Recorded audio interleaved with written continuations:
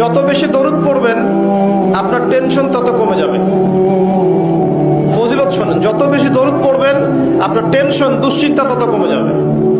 যত বেশি দরুদ পড়বেন আল্লাহ তত রহম করবে আপনাকে, আপনার গুনাহ তত মাফ হবে, আপনার নেকির পাল্লা তত ভারী হবে এবং মুহাম্মদ সাল্লাল্লাহু আলাইহি ওয়াসাল্লামের সুন্নতের উপর আমল করা আপনার জন্য সহজ হবে।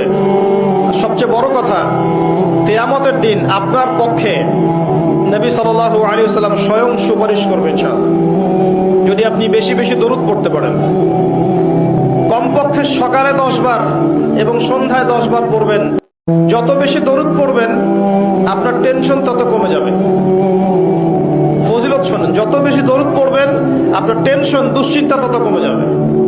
যত বেশি দরুদ পড়বেন আল্লাহ তত রহম করবে আপনাকে, আপনার গুনাহ তত মাফ হবে, আপনার নেকির পাল্লা তত ভারী হবে।